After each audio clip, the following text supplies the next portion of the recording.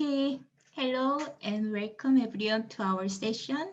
This is the session 3A, Environment and Feminism of 2021, the first international conference of the Institute of Latin American Studies of Hankuk University of Foreign Studies. I am Jeong Won Kang. I am an invited professor of Seongkyungan University, and I am very honored to moderate this session. So today's session will last 2 hours. In this session, we'll have very interesting presentations of 4 speakers. The subject encompasses diverse approaches from social science, literature, and history on the subject of environment and feminism. So please let me briefly introduce the speakers of our session.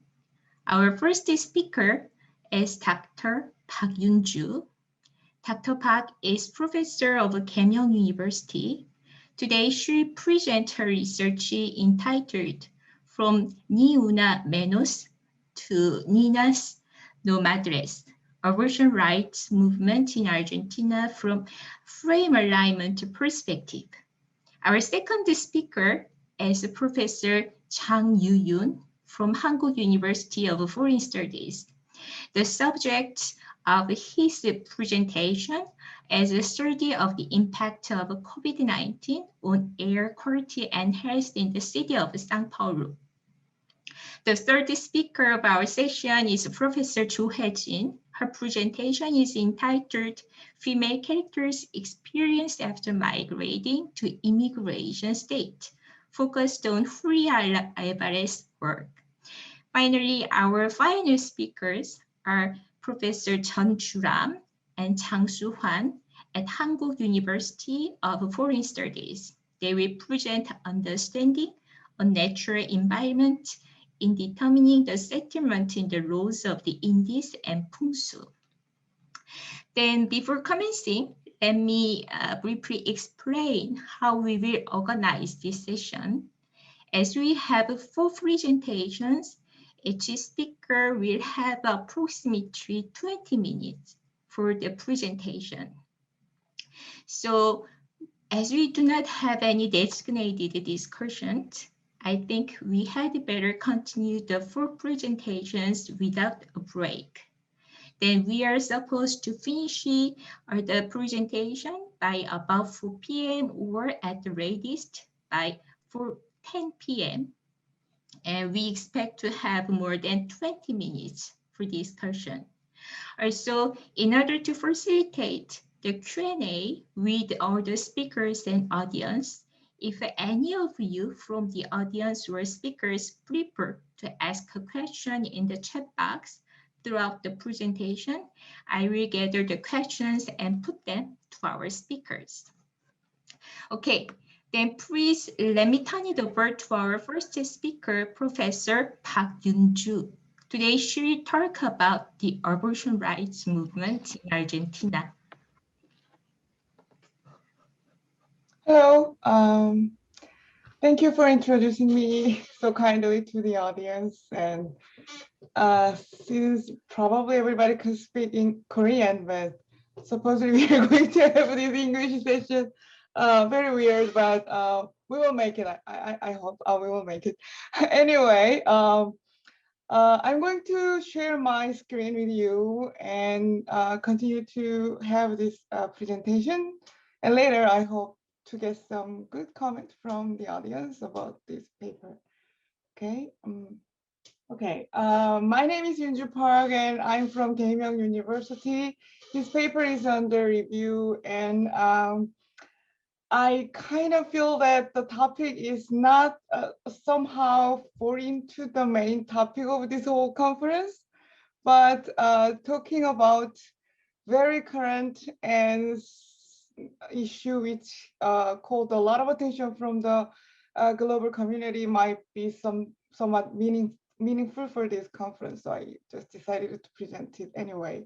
So the title is From Ni Una Menos to Niñas No Madres, Abortion Rights Movement in Argentina from frame alignment perspective.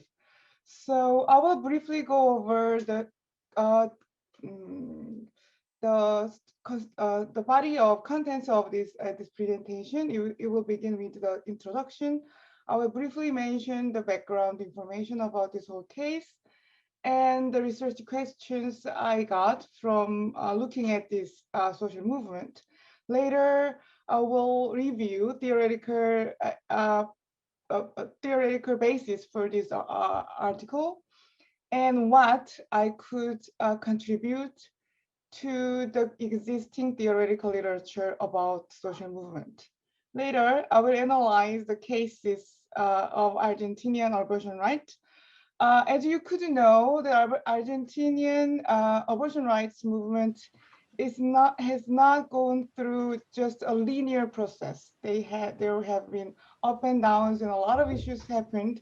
So I tried to focus on the period from 2015 to 2020, where they had major accomplishment in terms of legalization of abortion rights. And finally, I will make some conclusion, and I hope I could make some contributions, not only theoretically, but in some sense, practical contribution to the movement. Okay, the background. As you all know that last year, if there is one thing nice happening in the world, is going to be the legalization of abortion rights in Argentina, I might say.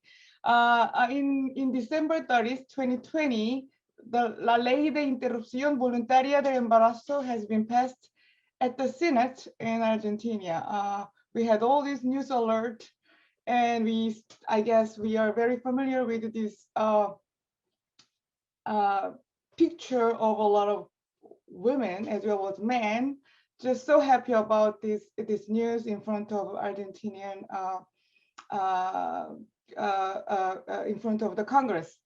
So Argentina became the fourth country in Latin America to legalize abortion, and arguably the largest country in Latin America which legalized abortion. So a lot of people had made a lot of good expectations from this case, saying maybe there might be some domino effect of legalization of abortion in Latin America. Why? Because Latin America has been, in the next slide, I will explain a little bit further, but Latin America has been somewhat hostile toward abortion rights.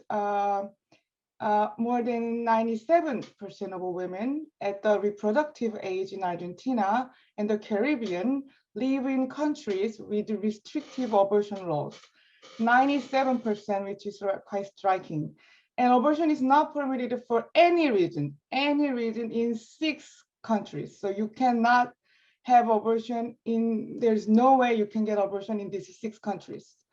No matter, even though you've been victim of rape or any like health issues, abortion is just impossible. And 9 others allow it most exclusively to save women's life, with only some offering limited exceptions for rape, like Chile and Brazil and Mexico and Panama, and grave fatal anomaly. So in the total, we could safely say that abortion is not guaranteed for many women in Latin America. During 2010, as a result, during 2010 to 2014, about 1 in 4 abortions in Latin America and the Caribbean were safe, meaning 3 in 4 abortion was not safe. The majority of the procedures fell into the less safe category. So that led to about 760,000 women in the region are treated annually for complications from unsafe abortion. I could go on and on how it's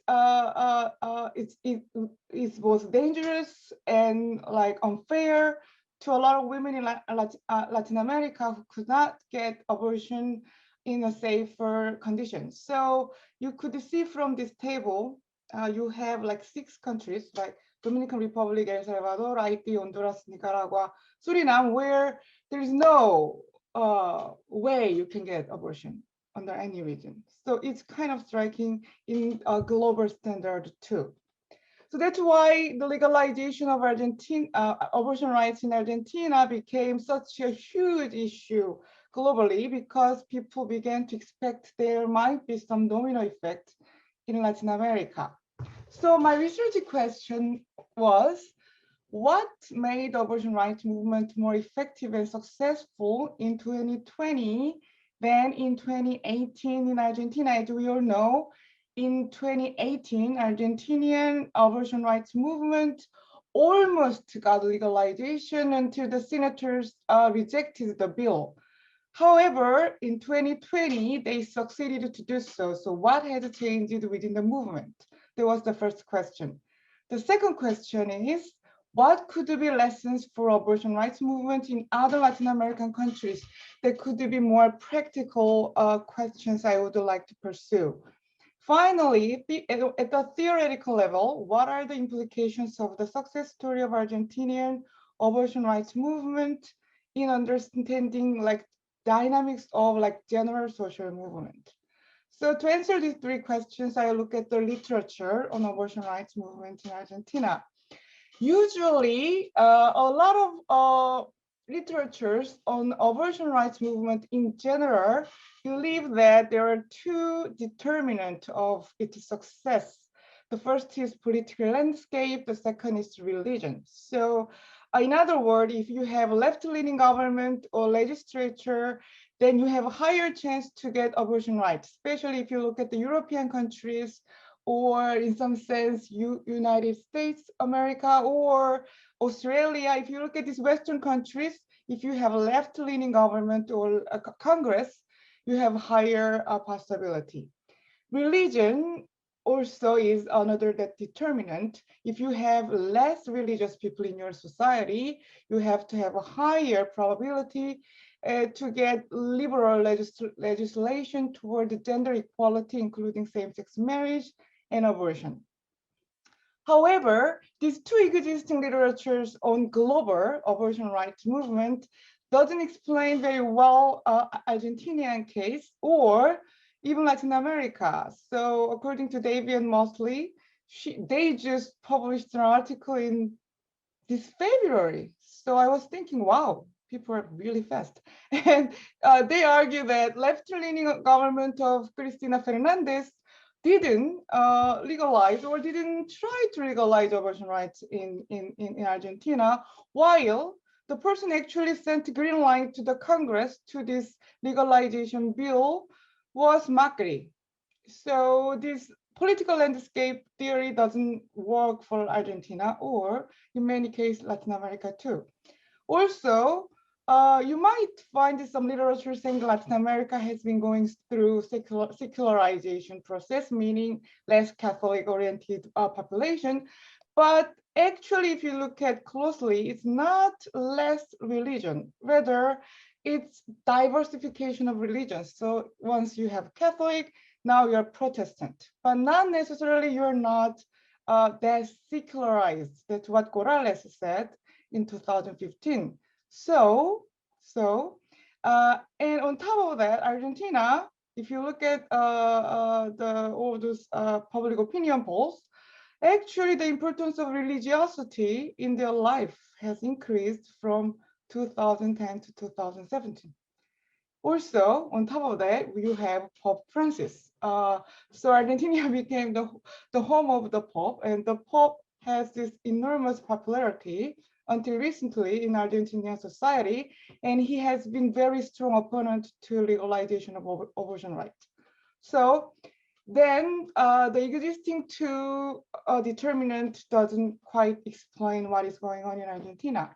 So the alternative explanation is done by a lot of scholars to look at those successful, the determinant of the success within social movement. So Sutton and Boland, they argue that Argentinian abortion rights movement was very successful in framing abortion not as an individual right for women, but as a public health or social justice issue. So Argentinian public could understand the issue better or could become more compassionate about abortion issues. A good example is going to be Ni Una Menos movement. Abortion became an issue of violence against women. And then it became women's right for public health. And finally, under this banner of Ni Una Menos, it became social justice issue. So those scholars are very correct in explaining recent organizational success of the movement. However, I argue that it's not enough to inform us what is the difference between 2018 and 2020. So I look at the Argentinian case and I argue that maybe we have to theoretically redefine what does it mean by frame alignment, and then looking at it not as a uniform, but layered and diversified process. So what is frame analysis? If you're familiar with social movement organization theory, frame analysis or frame alignment analysis is very important because they argue that every social movement has frame or try to develop its frame. The purpose is to recruit new members or to mobilize adherents or to acquire resources or so forth. So what does it mean by frame alignment? That's a strategic effort by social movement organizations to link their interests and their interpretive frames with those of prospective constituent or an actual or prospective resources providers. And that process is conceptualized as frame alignment. So you have some kind of goal of social movement, but you have to make this goal accessible to possible supporters. It's very wonderful theoretical basis. I just use it all the time, but I argue that it's not enough for Argentinian case. So my argument is frame alignment is not just for supporters. Maybe is to neutralize opponent. So I argue that there will be two types of frame alignment.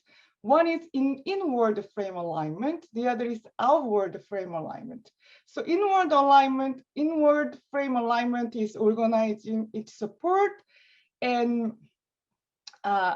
it's galvanizing and strengthening the base, while outward frame alignment is weaken or neutralize hegemonic obstacle for the movement. So what does it mean by the hegemonic obstacles? There might be a lot of obstacles for the movement, but I argue that there has been one hegemonic obstacle, which embedded in culture, became almost hegemonic, which enables counter movement to broaden its base.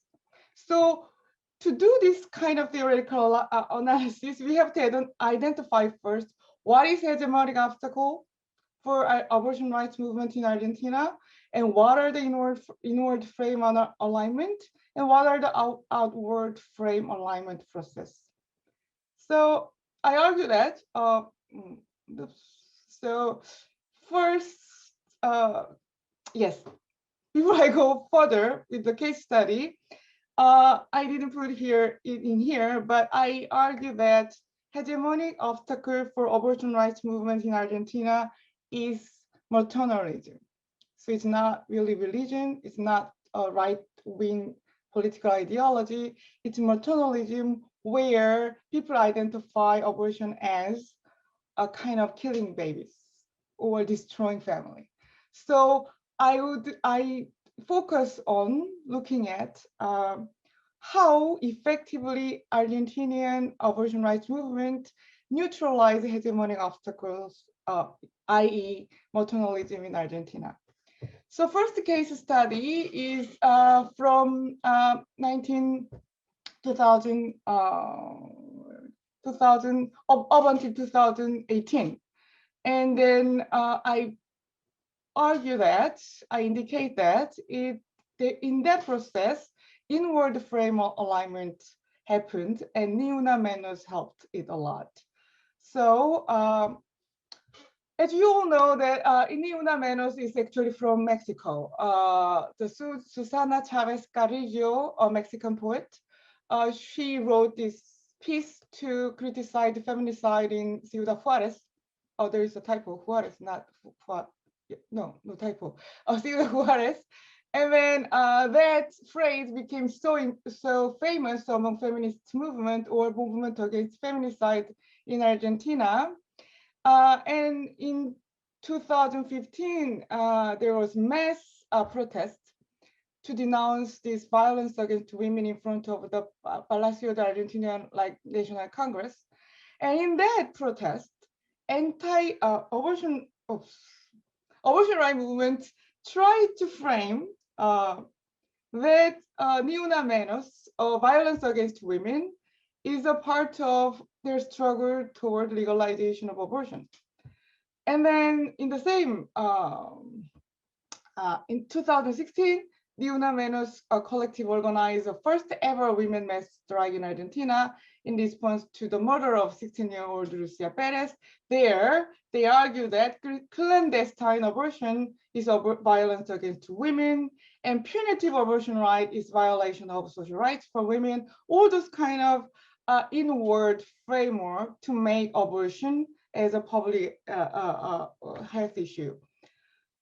Result, it was successfully broadening the support base for abortion rights movement, consolidated the existing base. If you look at closely, the first picture I just showed you in the previous slide, there is like green, red, and purple, meaning purple was basically Ni Una Menos movement, and then just green joined it. Green was like abortion rights movement, and the later leftist, the red, joined the movement. So it's like broadening the support, diversifying the movement strategy by embracing new technologies. However, it didn't really go over materialism, maternalism, which is hegemonic obstacle for the movement. So as you can see, those abortion, the opponent of abortion legalization movement made this blue scarf with this mother and babies, just showing clearly how maternalism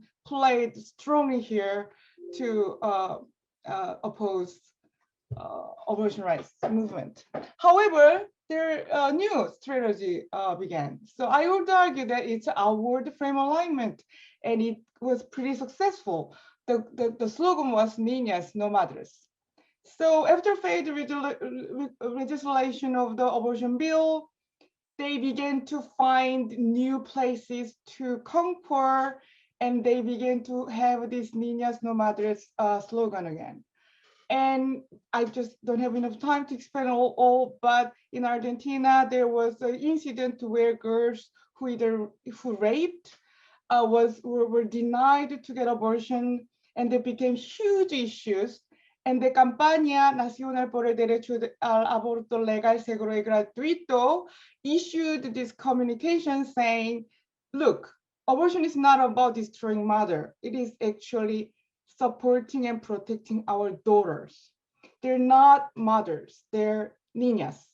And it was such an effective way of reframing abortion, not destroying motherhood, but strengthening motherhood. So they argued that forced pregnancy could be torture for girls, niñas, no madres.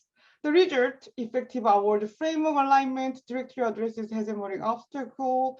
And a lot of Argentinian politicians have this ground to say, I vote for abortion legalization because it's for my daughters, my granddaughters. And if you look at this whole document, a lot of senators have used this frame to justify their action. So conclusion, abortion rights in Argentina offers both practical as well as theoretical lessons to literature and social movement.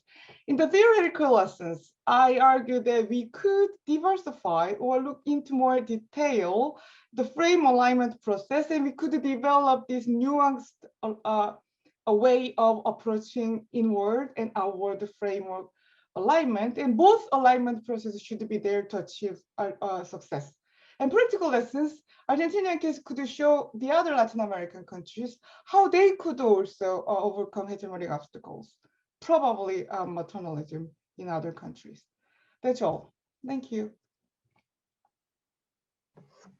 Thank you so much, In fact, it is amazing that how you finished it. It was amazing, the presentation by itself. Also, the time that you finished it in exactly 20 minutes. So I think it was really professional. I think the research of Professor Pa illustrated very well the dynamics behind or this very historical important achievement in Argentina, which was obtained almost by a century, right? Almost 100 years. So about the further discussion, let's do that after all the presentation. So let me pass to our second speaker. Let me present our second speaker, Professor Chang Yoon. Here talk about the impact of COVID-19 on the air quality and health in the Brazilian city of São Paulo. In fact, it's really unique and provoke a very interesting questions about this impact of COVID-19. So please proceed. Hello, thank you for coming my talk today. My name is Jeong Won, and I'm going to talk about the impact of COVID-19 on air quality and health in the city of São Paulo. I will divide my presentation into two parts. Firstly, I'll tell you the COVID-19 status and data used to analyze in this study. And secondly, I'll talk about the changes in air pollution and health impact on São Paulo citizens during COVID-19.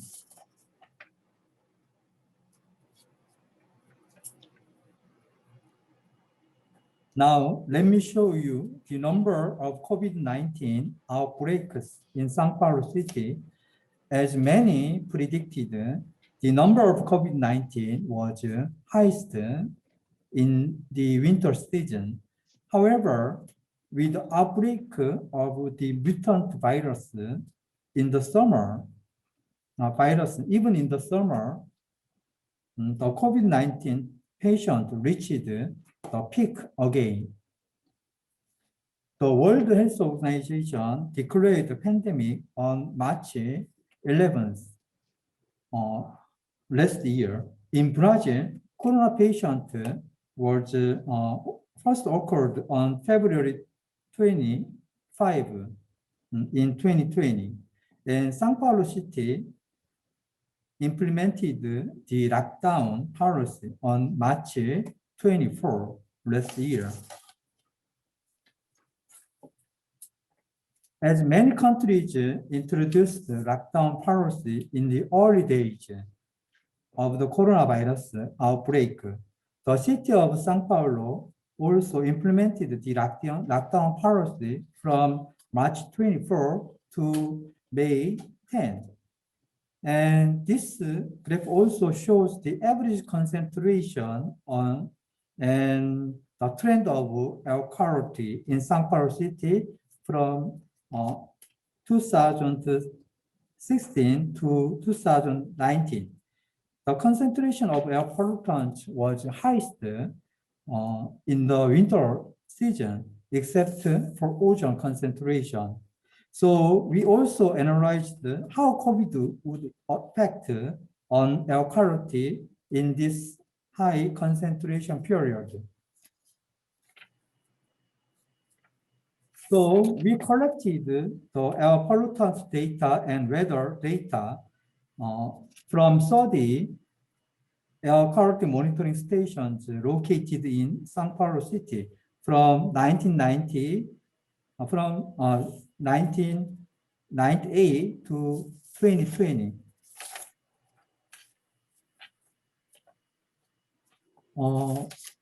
This table shows the average concentration of 7 air pollutants observed in São Paulo city from 2016 to 2019. Carbon monoxide nitrogen monoxide and nitrogen dioxide are mainly emitted from mobile sources such as vehicle. Pollution level of carbon monoxide and nitrogen oxide were high in the southern and western region. And sulfur dioxide, you can see here SO2. Sulfur dioxide is mainly emitted from industrial parks and power plants. In Sao Paulo, the sulfur compound were high in the ABCD region and in the East region. And particulate matter PM10 and PM2.5 were highest in Osasco Station, which is located in the western area. So therefore, the highest concentration occurred in western region in Sao Paulo city. And in this slide, the right blue bar means the lockdown period, and the dark blue bar is the period of high concentration occurred. And the gray bar means the term after high concentration period. Air pollutants in 2020, when coronavirus occurred, showed a characteristic of decreasing of air pollutants during the lockdown period and high concentration period, compared to the average concentration of last 4 years, excluding ozone concentration. After a period of high concentration, the effect of reducing the characteristics of decreasing air pollutant concentration did not occur. Why did the air pollution reduction disappear after high concentration period? To answer this question, we looked at the ratio of nitrogen dioxide to sulfur dioxide and PM2.5 and PM10. On this slide, the solid line represents the ratio of nitrogen dioxide to sulfur dioxide. Nitrogen dioxide is mainly emitted from vehicles, and sulfur dioxide is mainly emitted from industrial parks. So the decrease in this rate during the lockdown period can be attributed to a reduction in nitrogen dioxide emissions. After the lockdown period, the ratio of nitrogen dioxide to sulfur dioxide was increased to the amount before the lockdown period. The below dotted line means the ratio of PM2.5 to PM10.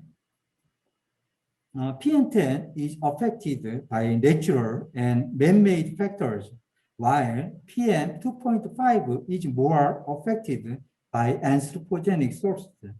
So a decrease in this ratio during lockdown period and high concentration periods means that the emission of anthropogenic pollutants is reduced.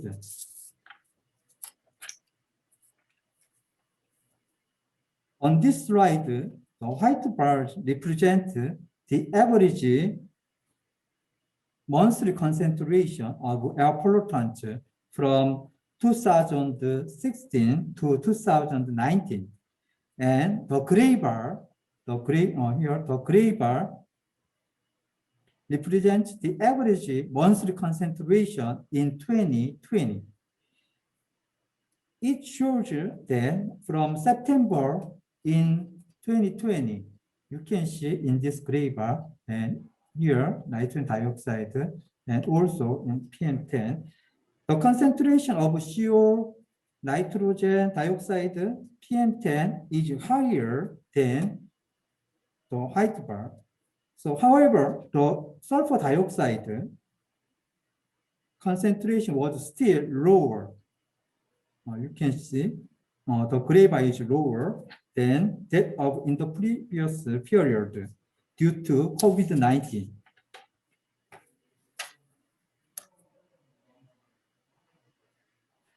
This graph shows the annual average concentration of air pollutants over the last 3 years in 4 cities. For PM10 and nitrogen oxide, the air quality is worst in Seoul, while São Paulo city shows more favorable conditions, especially than that of Seoul.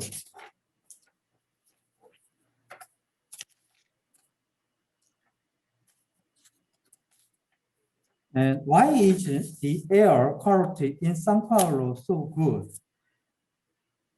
These figures show how well the air quality has improved in São Paulo city, excluding ozone concentration over the past 20 years.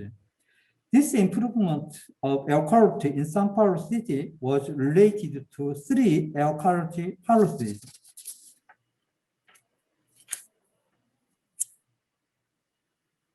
The first is the conversion of vehicle fuel. In São Paulo, bioethanol is used more than twice as much as fossil fuels, such as gasoline and diesel. The second is to ban the pre-harvest burning of sugarcane to produce bioethanol. Since the sugarcane leaves hurt workers, so it was incinerated before harvest. The third is the gradual and strong enforcement of vehicle emissions regulation. Now they have a control program called Euro 6, the strongest regulation. And now tell you about the human health by COVID-19. World Health Organization reported that these 3 air pollutants could affect the premature deaths. So we evaluated how the improved air quality, as you see,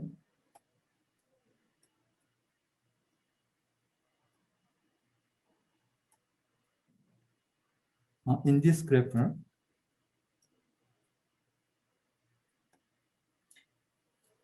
So we evaluated the improved air quality on human health, effect on human health. When we consider the reduction amount in lockdown period, the reducing amount could attribute to reduce the about 100 victims from premature deaths. And in high concentration period, the reducing amount of air pollutants also attributed to decrease 525 victims from premature deaths. So, especially we found that the fine particle dust was the most important role to the human health in urban area. So in this graph, we should make an effort to reduce this particle matter concentration, especially in Seoul, for the health of the citizens.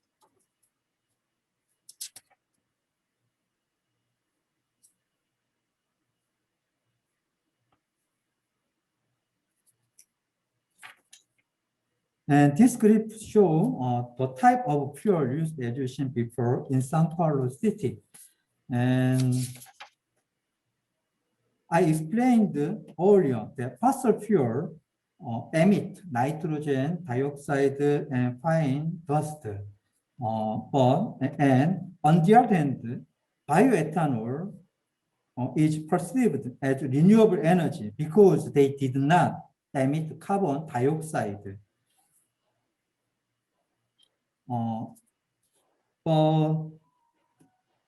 However, bioethanol also emits more harmful air pollutants than that from gasoline or diesel.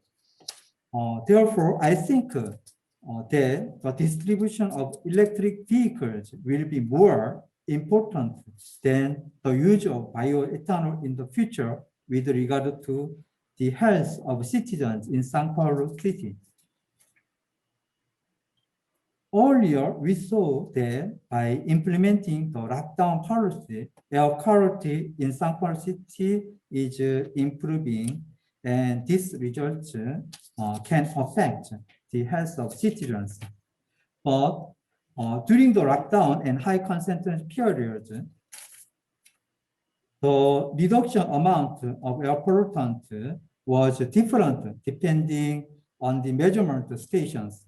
So in the future, we would like to study the reasons for the difference in the reduction rate between air quality stations. Thank you. This is end of my presentation. Thank you. Thank you very much. I think we will be able to have enough time after all the presentation for the discussion, because you are finishing it precisely in time. So, okay, it is an irony that the epidemic, the global tragedy, is kind of leaving a very counterbalancing impact on the nature. And so I just hope that even though it is a tragedy, it might become a kind of some important transition or important chance for the transition to to change the relationship between human and the nature, as this research implies. Probably you might be able to dream for the different relationship between the nature and human through our experience. Okay, so then as I mentioned, we will continue to the next presentation without any break. So our third speaker is Professor Hye Jin, and today she'll talk on the female characters' experience after migrating to immigration state, focused on the Hye Alvarez work. So please take the turn, Professor Jo. Okay. Hello, good afternoon. It is a great pleasure for me to read my presentation here, pero sí, me arrepiento por no haber escrito mi resumen en castellano, porque ahora tengo que hablar en inglés y es costoso un poco para mí, pero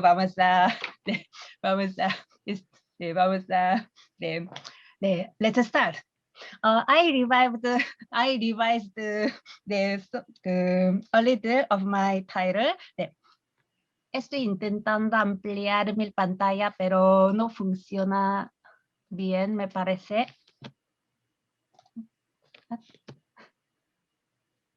Ahora sí. Today I will talk about the feminine characters' experience after migration to immigration state. I contained a male character that has a femininity, so yo corregí un poco el título. Two things about this writer were impressive to me, and that was the reason I started this research. One thing is that Julia Alvarez is a Dominican-American writer. She was born in the United States but spent her childhood in Dominican Republic for 10 years. And then she returned to the US because her parents fled to the US to escape from Trujillo's dictatorship of their country. Based on this experience, she mainly wrote on the following topics at the beginning of her work. She has written or wrote about how she's members of her family faced as immigrants, people's various immigration experience in the U.S., girls' involvement with no model of how to be a woman in the U.S., dual citizenship, etc. The other point that impressed me was that Julia Alvarez is a social entrepreneur. That she created Altagracia, an organic coffee farm literacy art center, and this art center they dedicated to the promotion of environmental sustainability, literacy, and education worldwide. Also, she found collaboratively Border of Rights, a collective of activists committed to promoting peace and solidarity between the Dominican Republic and Haiti. Although these autobiographical experiences are reflected and represented in her work. Until now, in diaspora literature, main topics have been cultural shock between two countries, alienation and discrimination, otherness, borderline identity, and so on. These topics are also represented in her work. Then what makes her work different from other diaspora literature? I think Alvarez's works are distinguished in three ways as follows. They focus on migration experiences from the perspective of a young girl or an adolescent girl rather than from an adult one. Second, in her works, gender experience is linked to coloniality. Third, they deal with various types of mobility, such as mobility as a worker, paseante en español, the mobility in research of one's own sustainability, etc. The main character in her work are children or teenagers mostly. In her works, 4 sisters of the Garcia family appear repeatedly. Why did the writer choose children or teenagers as the main character? Because children or adolescents do not have any option for migration. They are forced to move involuntarily at the decision of parents, so they are more vulnerable to secure the subjectivity of their life than their parents or than adults. So they complain about forced migration, homesick, hardships in the U.S. Life, and they are so young. They are too young to know the horror their parents have lived through in the Dominican Republic, etc.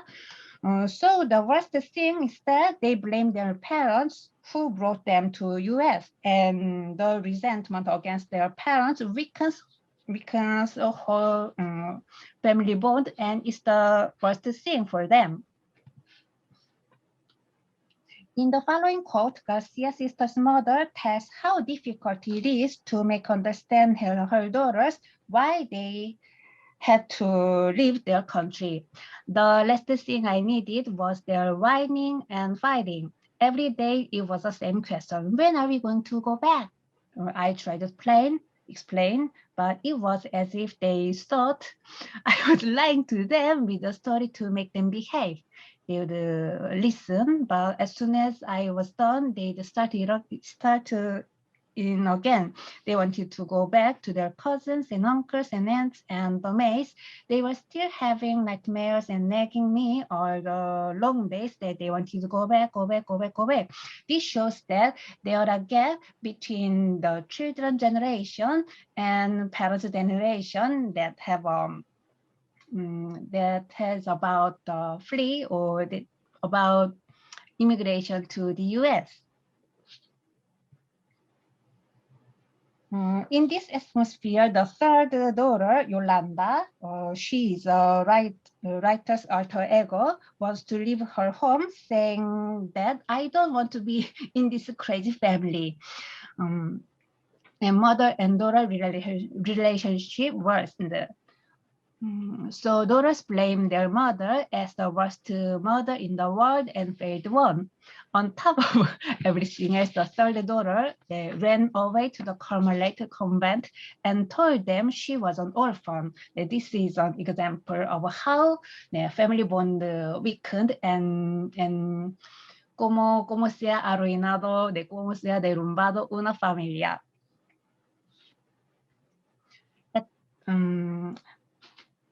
Also, Alvarez's works show that even though the characters' nationality, age, and place of living are the same, their experience in immigration countries are different depending on their socio-economic conditions.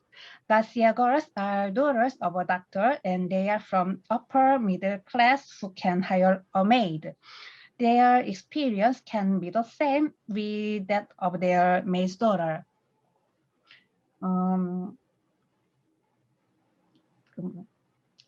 Let's look a quote. From the first, those girls, Garcian girls, treated me like a combination of a favorite doll, baby sister, and goodwill project. This is a quote of Dorothy, the maid's daughter. They gave me clothes they had outgrown and jewelry they had gotten that I was not supposed to wear in front of their mother.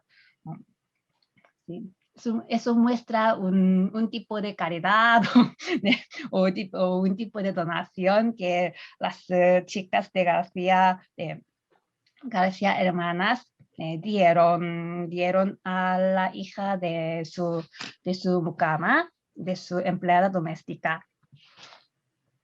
Also, Garcia girls think they know everything because they arrived in the US first. Let's look another quote. También es la habla de la hija de la empleada doméstica de la familia de Garcia. Carla often asked me how I felt about this and that, and then she explains to me how I really felt. It was fun, like reading my horoscope in a magazine or hearing Abuela predict what was going to happen to me from the stains in my coffee cup. Sometimes the maid's daughter is an object of Yolanda's observation because Yolanda proposed to observe her acculturation to understand her immigration experience. But as a matter of fact, Yolanda takes a place like observation instead of the person who has experienced the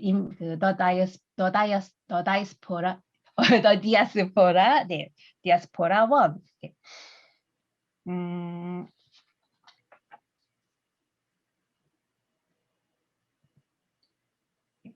The four Garcia girls also have a gender experience that would not have had if they were not from Latin America. Yolanda, the alter ego of the writer, she suffers from constant demand for unwanted sex from her boyfriend because her boyfriend has prejudice that Yolanda must be hot-blooded since she's from Latin America. At first, she blames herself. I was cruel. I did not understand that, unlike a girl, it was physically painful for guys not to have sex. But as time went by, she goes against the social convention given by the patriarchal society. She writes and publishes literary works in high school and middle school. Her attempt to create literary works seems to be a challenge to the patriarchal ideology that has limited women's creativity to childbirth. It's its ideology in Dominican Republic and her family. She advocates women's rights by directly mentioning the names of critical figures of feminist movements such as Mary Wollstonecraft and Susan Anthony, and she behaves like an activist of feminism. The eldest girl, Carla, one day on the way to school, she happens to encounter a sexual pervert and calls the police. However, it is difficult for her to describe a man's genitals and perverted behaviors because she has to speak not in her mother tongue, not in English. And Sandy, the second, she was a great beauty in the Dominican Republic, but in the US, which she has a different standards of beauty from her home country. She suffers from anorexia and nervous breakdown due to her inferiority in appearance. As a result of seriously denying her body, she falls into delusion that she has a body of a monkey, not a woman, not a human, and ends up getting treatment and as a mental hospital.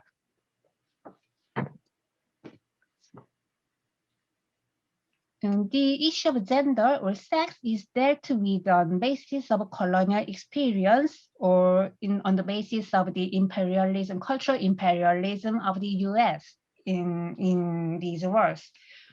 But the female characters gradually change from the silent other to the resistant subject by revealing their condition and criticizing the coloniality and absurd reality. But in this research, I focused on the process of their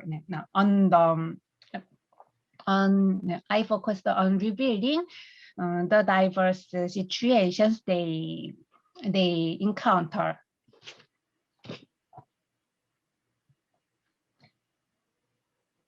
Now let's talk about the different experience. It's not an experience of a girl nor a woman.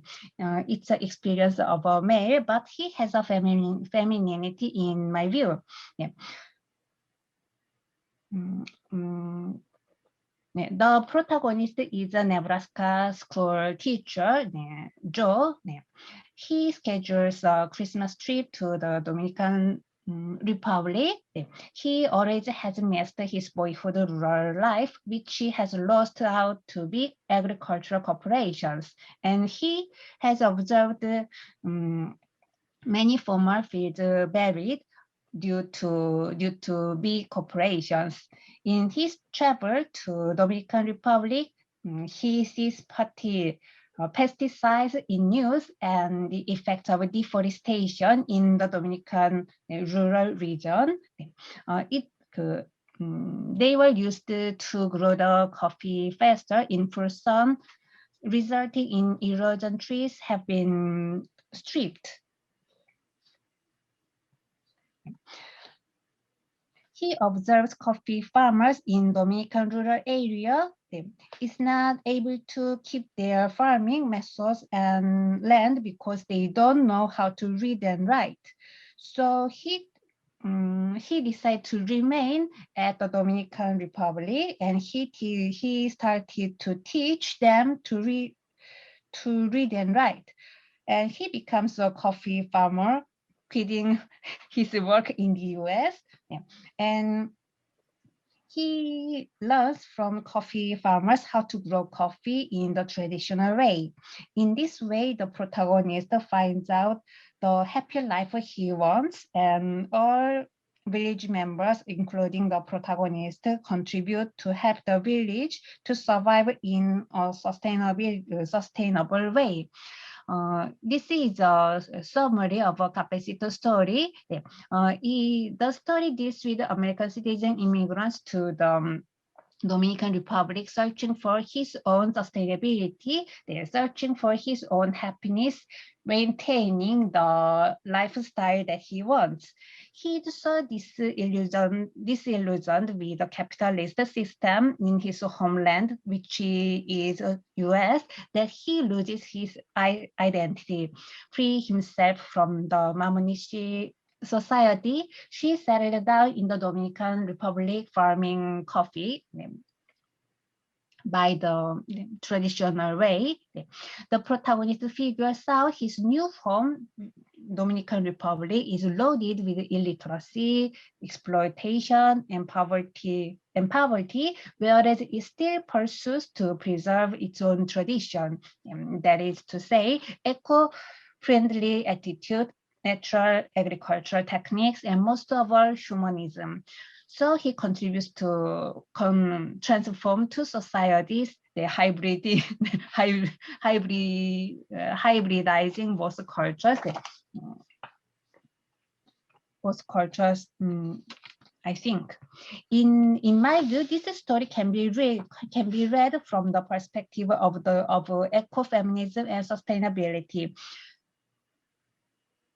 According to Maria Mies and Banana Shiva, the capitalist patriarchal perspective interprets difference as a hierarchical and uniformity as a prerequisite for equality. The aim of the ecofeminism is to go beyond this narrow perspective and to express our diversity and in different ways, address the inherent inequalities in world structures which permit the North to dominate the South, men to dominate women, and the frenetic plunder of ever more resources forever, more unequally distributed economic gain to dominate nature. And they argue that it became clear that science and technology were not gender neutral, and they wanted to begin to see the relationship of exploitative dominance between man and nature, and the exploitative and oppressive relationship between men and women, and prevails in most patriarchal societies, even modern industrial ones. So therefore, their view, it is crucial to resuscitate and nurture the impulse and determination to survive inherent in all living things. There are many things that the main idea of ecofeminism and that of a Cafecito story share. In this point, I think the protagonist of Cafecito story is a man biologically, but he is a character with kind of femininity, because he wanted to protect and maintain the being of nature or the lifestyle of indigenous people, especially of coffee farmers in rural region in Dominican Republic. So I wanted to say that I want to talk about the diverse experience that can occur, or that can happen, that lots of immigrations can encounter in the immigrant country. Y me falta leer un texto más que se llama Para salvar este mundo. Estoy todavía en la primera parte de este libro, por eso sí, pienso que tengo que agregar más contenido en la ponencia siguiente, en el congreso siguiente. Thank you for gracias por escucharme y eso es todo. Gracias. Thank you so much. In fact, it felt like some ethnographic text. These literary works seemed like that it was delivering more effectively and more sensitively about all that experience of the migrants, which are usually very neglected or being silenced. But I realized that through this research, this literary text can be one of the most effective medium to deliver this very diverse experience of the migrants. Okay, so finally, we have our final presentation. The speakers of our final presentation is Professor Jeong Won and Professor Chang Hwan from the Hankuk University. The subject is the impact of a natural environment on the settlement in the roles of the Indies and Pungsu. Okay, so please begin the presentation.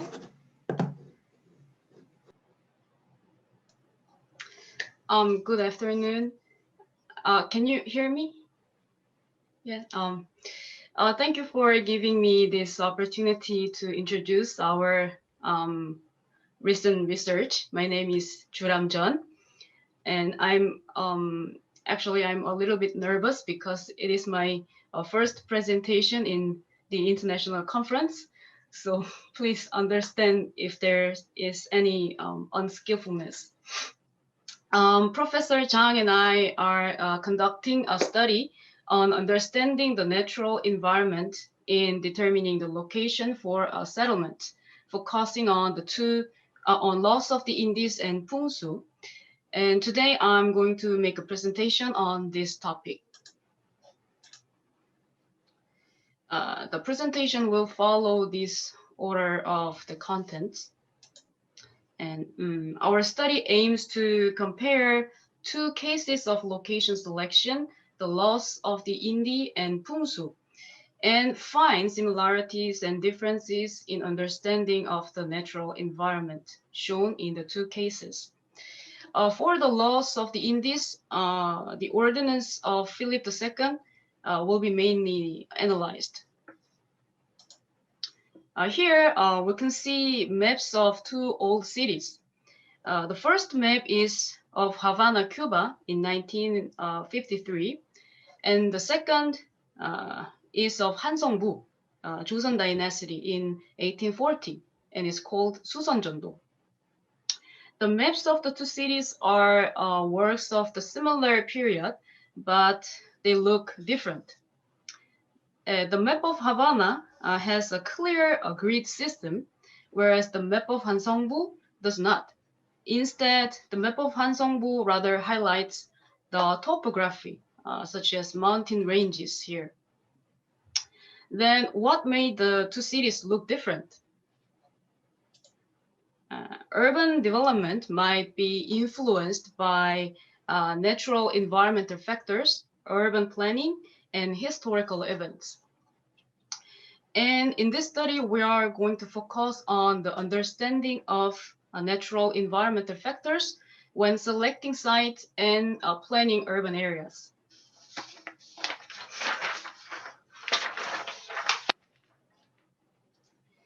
First, we are going to examine the two subjects of the study, the loss of the Indies and Pungsu. These two subjects seem very different. Above all, the loss of the Indies are legal entities that stipulate regulations, whereas Pungsu is a theory. In addition, the loss of the Indies are about the formation of settlement in colonies, while Pungsu is about the formation of general settlements, not just in colonies. Despite these differences, the two subjects have characteristics in common. First, both of them consider the selection of settlement sites very important.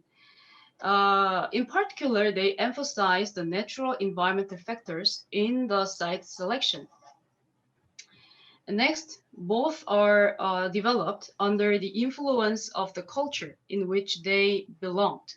In case of Lost of the Indies, it was influenced by European culture, and in case of Pungsu, it was influenced by East Asian culture. In other words, these two subjects emphasize the natural environmental factors in the site selection and reflect the understanding of good place to live at that time. So let's examine the understanding on the natural environment in the Lost of the Indies. In the 16th and 17th centuries, the colonial period of Spain, a great number of the town planning were issued. And in 1573, Philip II issued a comprehensive compilation expanding and incorporating the previous decrees. These ordinances intended to effectively dominate the area by building new urban spaces on the colonial lands. And it is a set of 148 ordinances dealing with every aspect of site selection, urban planning, and political organization. It is a photograph of the Loss of the Indies by Philip II. The ordinances are divided into 3 chapters. Chapter 1 is about discovery, and Chapter 2 is about settlements, and Chapter 3 is about pacification. Among them, the Chapter 2 includes the regulations relevant to the site selection for town planning, the distribution of land, and the building code. Actually, various urban planning ordinances by the Spanish kings were influenced by Roman planning ideas. And the ordinances of Philip II also referred to the Virtuvian's Urban Planning Act.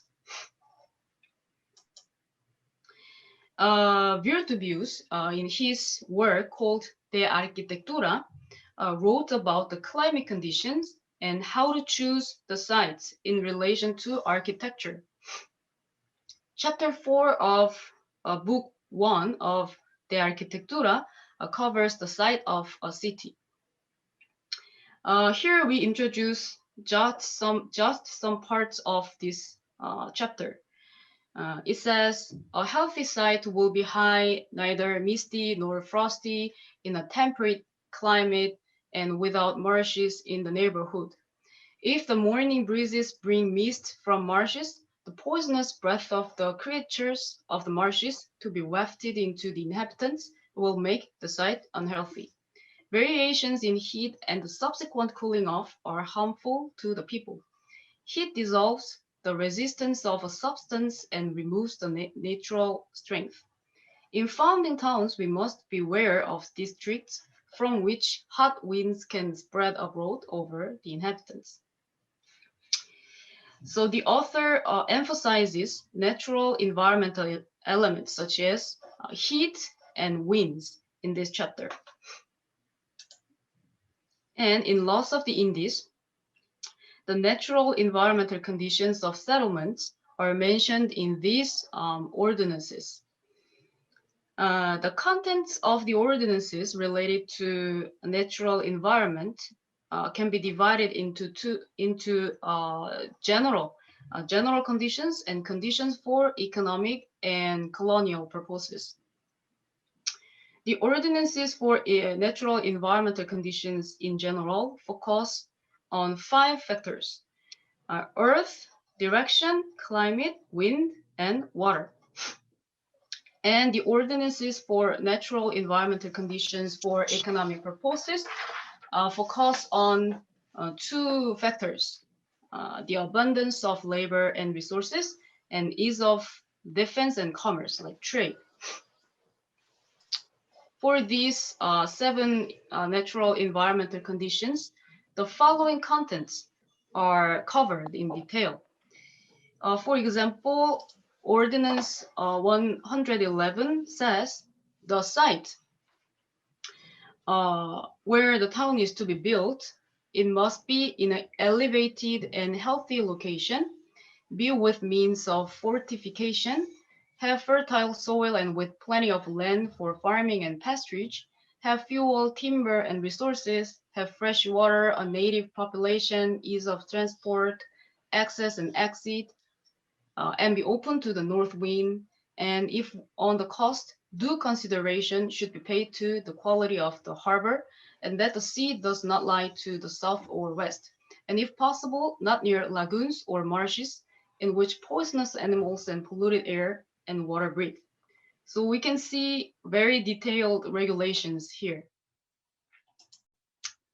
And another idea of urban planning called Pungsu is an ancient Chinese art of spatial arrangements in an environment.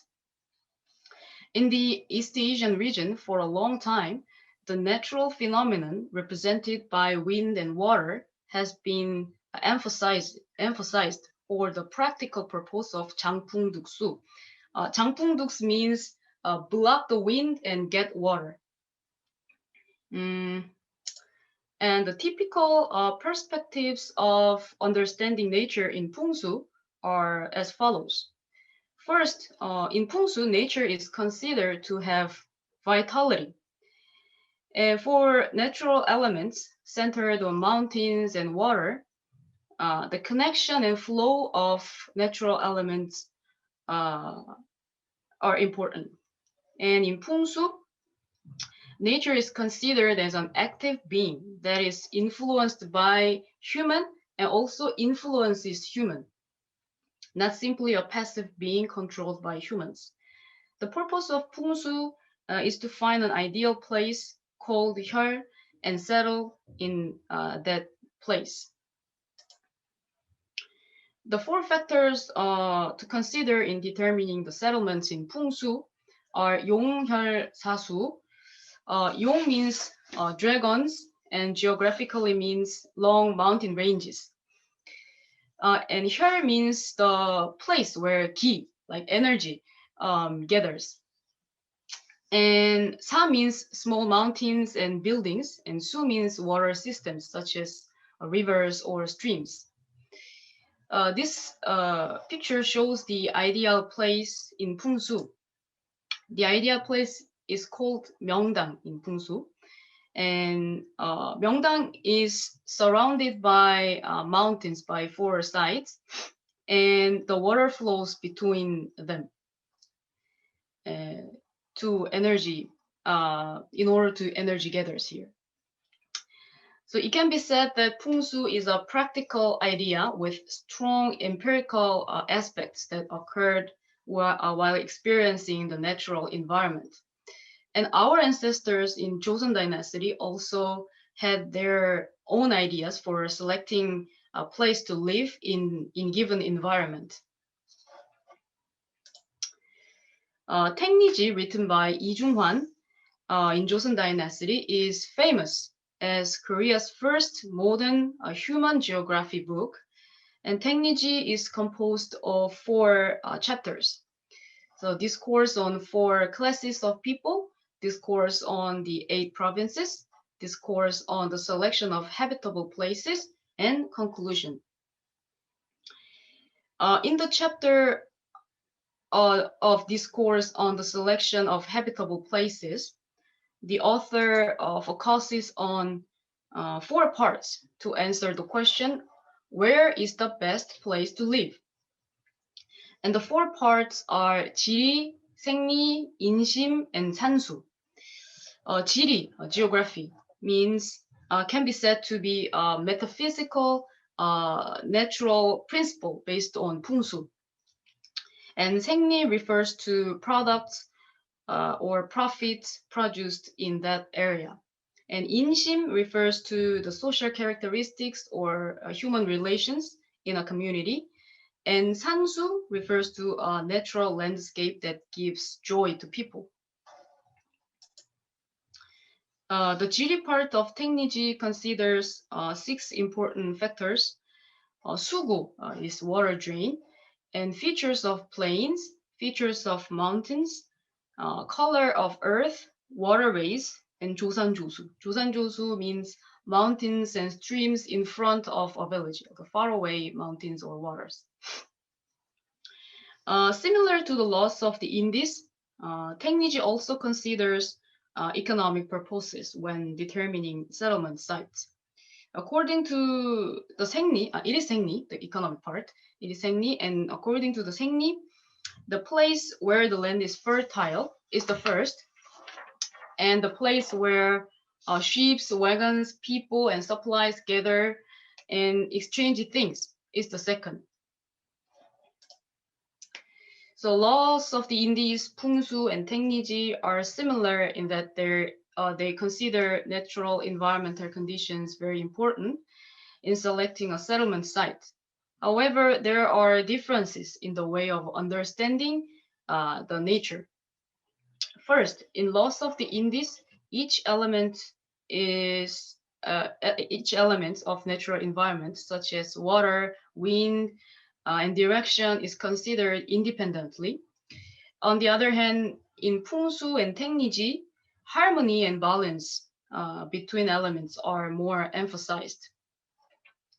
Second, in the laws of the Indies, locations and directions of natural objects, such as mountain and water, are specifically stated, while their features are not considered important. However, in 풍수 and Technology, the features or shapes of nature objects are considered important. Finally, laws of the Indies have a purpose of colonial rule and use of nature as a resource. On the other hand, 풍수 and Technology consider nature as an organism with vitality that can influence humans. And lastly, what makes different Technology from 풍수 is that Technology considers not only geography, but also livelihood, social characteristics and relationships, and scenery landscape to enjoy. In deciding where to live, Technology considers not only natural factors, but also human relations. And it also takes into account the natural environment for enjoyment, as well as the natural environment to give key energy to people. In conclusion, we found that laws of the Indies and 풍수 differ in the way they understand the nature. Laws of the Indies provides the condition of good places independently, and 풍수 considers nature as a living organism and emphasizes the connection and harmony between natural environmental elements. But both of them consider natural environmental conditions very important in the selection of a settlement site. Especially, they both emphasize water and wind. And both of them admit the fact that nature can affect people. And 지리 part of Technology has characteristics similar to those of 풍수. However, it can be said that Technology has an expanded perspective than 풍수, in that it considers not only geography, but also livelihood, social relations, and landscape. That's all for the presentation. Thank you very much. Thank you very much. In fact, I have never seen any research like this that compare the colonial settlement system with the Asian, especially the 풍수, the system. So I think that a lot of readers will find this study very informative, because I'm sure that there must be a lot of scholars also in Latin America who are very interested in understanding the historical settlement or historical culture of Asia. Okay, at the beginning, I asked you that some of the audience, if they prefer make a question through the chat box, I will gather that. But I realized that there was no question written in the chat box. So I realized that the audience prefer to make a question directly. Also, you know, all the speakers of our session are the Koreans, so they can understand completely the Korean language. So in order to facilitate the discussion, as for the question, I think that it will be okay to make a question in Korean if they feel more comfortable about making the question in Korean. So also I would like to suggest to propose the speakers if they have any question about the other presentation.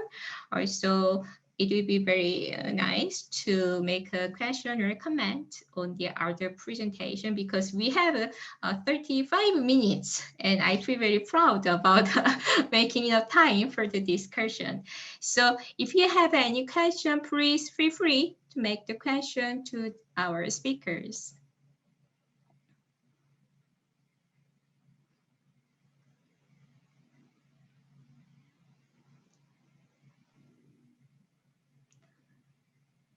Is there any question? I'm sure that a lot of them are feeling shy or so just to remember that if you're not prepared to make the question, just I will give you more time to think about the question that you will make. Then as a moderator, I will make a question for the, just a brief questions or thought for the further discussion for each presentation. And as for the first presentation of Professor Park, just I was wondering that whether this approach to explain this different achievement of the abortion rights, this transition from the inner alignment to the outward alignment, do you think that this approach can be also applicable to other Latin American countries, especially the Central America or Caribbean islands, which is very severely have been proposed a very severe prohibition of the abortions. So I just wanted to know a little bit more about the general or pragmatic implication to the other Latin American countries. Also, there's even though this research is more focused on the discourse or legal procedures or political decision, I just wanted to know that usually in Latin America, there are huge differences between the rural settings and urban settings. But in this research, it seemed more likely that they're done by the great participation from the people in the cities. So is it correct, my impression, or just if you have any further thing to talk about this different or diverse female participation in Argentina, it would be very nice to hear about that. And about the second presentation, I just, recently in the United States, with this winter storm, with this power shortage, I realized that it is even affecting the policy levels about their decision whether they will rely more on the traditional energy or the oil, or should they continue investing in the renewable energy. And if this COVID-19 has affected positively on the climate in Brazil, I just wonder that whether that kind of perceptions were shared by other Brazilians in Brazil. Is there any perception in Brazil that through this COVID-19, it can be a great opportunity or a great chance to change their policy in the environment, or is making any policy impact in Brazil? So I just wanted to know that how the Brazilians are sharing this perception or the importance, how they have changed because of the COVID-19 in terms of their policy or approach to the environment. So that is my major question. And the third question to Professor Jo. In fact, as I do not know very well about this literature, and as I have not read this enough literary work, I just wonder that who are the major audience for this diasporic work, even though it seemed to be very much directed to her home countries, Dominican Republic in this context. But I imagine that in Korea, for example, I still do not feel very comfortable about this diaspora work from the American, Korean American, the migrants. And is it also like that in Latin America or in Dominican Republic? Is it more for the international audience or the leaders in the United States? Or so that is my question. And the next question for the fourth presentation. You know, as I mentioned, it was really unique and very special. I have never seen this kind of comparison. But in the case of the rules of the Indies, we know that it does not reflect the cosmovisms of the natives. So it is more based on this colonial interest of the conquerors, which is based on the exploitation and the economic purpose.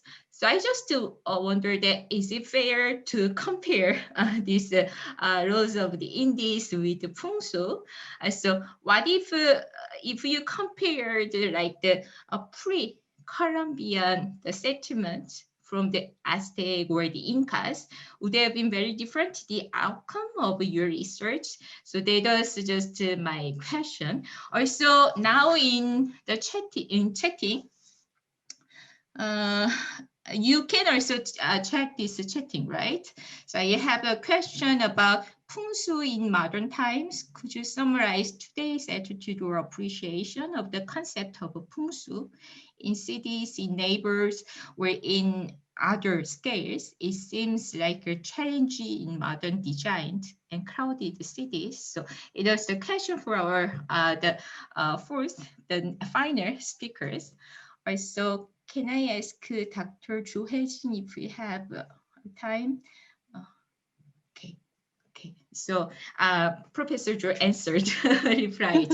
Okay, so it is also, is there any further question from the audience who want to make the question, who do not want to lose this opportunity to make a question? Feel free. Can I ask Dr. Hye Jin? Yes, thank you for studying this amazing international conference. I learned so many things from your presentation. My question is very simple and a quick question. It's about Dr. Hye Jin's conclusion. I think this is due to my inability to following and understanding the Spanish, because I just think this is an English sections. So your conclusion is about the Julia Alvarez's work can be interpreted with the perspective of sustainability and ecofeminism. And can you explain more specifically the linkage between the sustainability and the ecofeminism between the Julia Alvarez's work? Because in ecofeminism, there are numerous ways to interpret the relation between the human and nature. But the ecofeminist you quoted in your presentation is Maria Mies and Bandana Siba, who is a socialist ecofeminism. So I wonder why you specifically picked the ecofeminism who is a socialist ecofeminism. And what is the if there is a special reason, or I just wonder, and can you explain more about your conclusion? Thank you. Okay, is there any another questions? Otherwise, I want to give a pass it to our speakers to make some brief comments. the questions that I made. Please, let's begin from the Professor Park. Yeah. Thank you very much for the comments, and Dr. Kang is just not just a wonderful moderator, but apparently she is supposed to be a discussant too. So prepared all those comments and questions for all of us. It's just amazing. And the question for me was just exactly what I wanted to tell, but I didn't have enough time. So I'm glad you asked the question. Is it applicable to other Latin American countries? That's what I hope so, because that's the purpose of theoretical framework. So I developed a theoretical framework from Argentinian case, which diversify or hopefully give us some nuanced understanding of frame alignment process. So inward and outward frame alignment process should be applicable to other Central American countries or other countries in general too. What I would like to say is we have to identify hegemonic obstacle of each and every country. And if you identify your hegemonic obstacle in your country toward any sort of social movement, you could develop two-line strategy, inward frame alignment and outward frame alignment, and combining the two, you could have a better chance to achieve this your social movement goal. That's practical lesson I think we could get from Argentina. The second question is also very appropriate because we have seen diverse types of feminism in Latin America. Probably Latin America has been the flagship of feminism who would say no to westernized feminism, or feminists who would say I'm not feminist, I'm Latin American feminist, or I'm eco-feminist. I'm popular. These days a lot of indigenous feminist activists to say I'm pageant popular feminist, not Western feminist. So how could Argentinian feminist movement or Argentinian abortion rights movement embrace all of them and maintain the dynamic toward legalization of abortion is quite fascinating.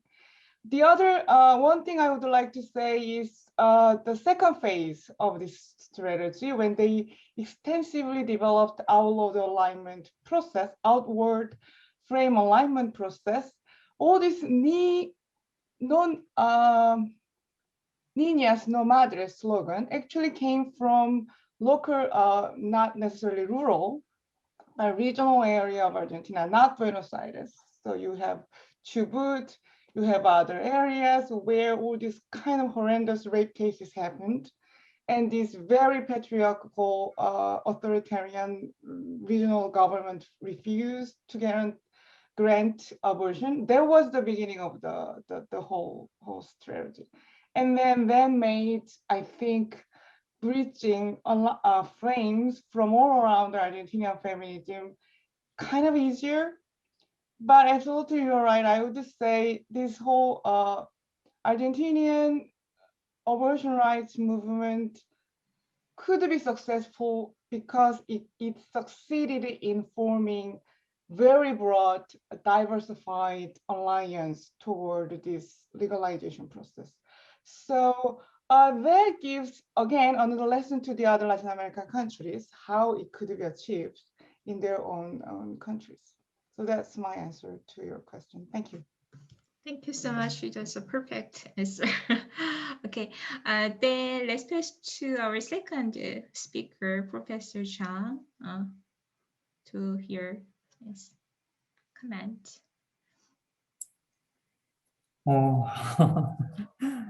Thanks for asking the question.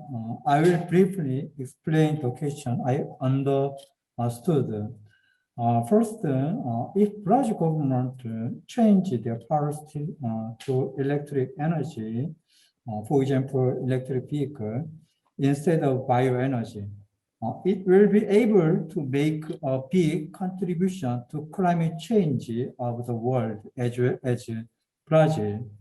And as explained in the presentation, it will have a good effect on the health of Brazil citizens.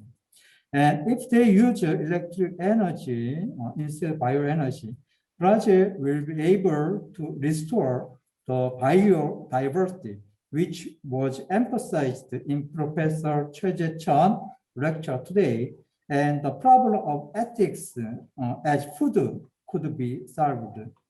For the Brazilian economy, there is a problem that the bioeconomy needs to be transformed in other forms. And I think the international community can solve this problem for solving the international problem of climate change. Thank you. Thank you very much. Then let's pass to our third speaker, Jo. Professor Jo has 2 questions to reply. Okay. 네, 네, then the first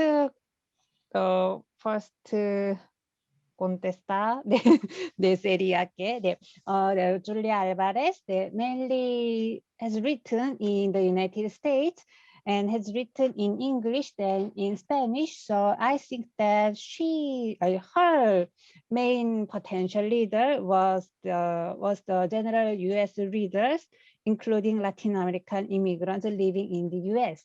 I think that at first she was not considered so much about the Dominican Republic readers because she at first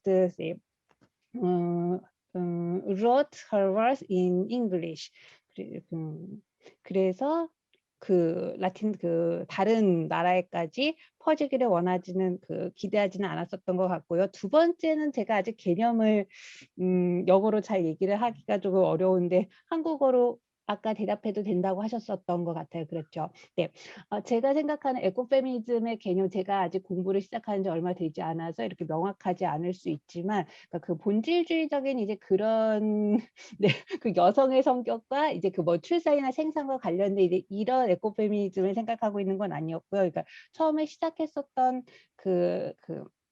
1970년대 인도에서 자행되었었던 이제 벌채 있잖아요. 그래서 경제적인 이득과 성장을 위해서 무분별하게 그러니까 벌채하던 이제 그런 상황에 이제 인도의 어떤 지역의 여자들이 이제 벌채를 막기 위해서 이제 나무를 끌어안는 데에서부터 이제 본격적으로 시작했다라고 알고 있습니다. 그래서 이제 그것과 괴를 같이 해서 이제 그런 무분별한 이제 그런 성장과 성장에 의해 파괴되는 이제 그런 자연, 경제적인 이득을 우선으로 하기 위해서 파괴된 이제 그런 자연을 보호하면서 이제 개인이 원치 않는 그런 삶의 터전을 빼앗기지 않도록 대항하는 이제 그런 방식 중에 하나가 일종의 여성성과 관련되어 있다고 이제 그렇게 생각하고 있고요. 그래서 반드시 특정한 아까 이제 제가 거론한 그 2명의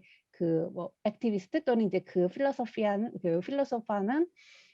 일종의 출처 때문에 이렇게 거론을 한 것이었지, 특별히 제가 그 2 학자에게 경도되어서 이제 그 사람들의 의견만을 좇고 싶어서 이제 그랬었던 것은 아닙니다. 네, 그래서 질문에 대한 답이 되었는지 잘 모르겠습니다. 네. Okay, thank you, Professor Jo. Now we'll turn to our final speaker, Professor Chang. Also, you'll have 2 questions to make a comment. So please begin. Thank you for the questions. I'm going to reply to the question of Jeffrey first. 풍수 was applied in old cities like Seoul, Jeonju, Daejeon already, but new town or very quickly developed cities in many provinces, there where 풍수 was not applied. And recently, 풍수 is more used in interior, inner house interior, than large, huge urban planning.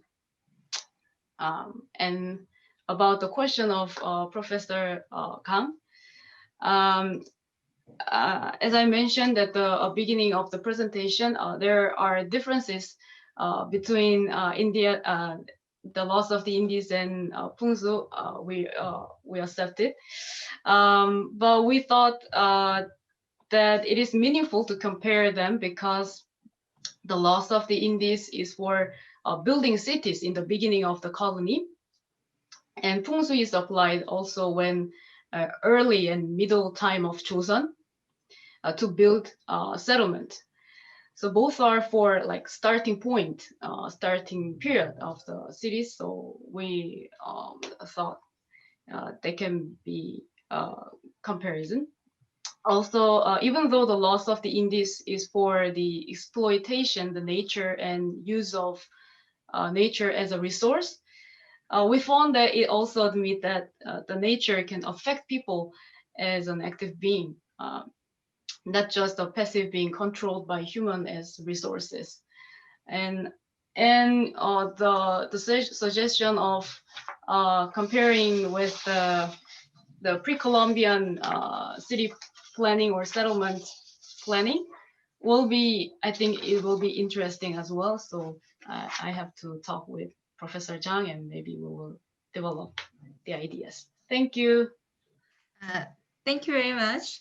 Okay, so even though we have 15 minutes, I think if we don't have further questions for the speakers, I will close the session. So before closing the session, I want to give you the final chance, or even to the speakers, if you have any comment to other presentation. So is there any, or? Okay, then I will, okay, I am ready to close the session. And as this conference, I realized that the conference lasts until 9 p.m. of today. So I think that you can refresh and enjoy the last part of this conference. So thank you so much to all for attending this session, and thank you for the amazing presentations to the speakers. So thank you. Bye-bye.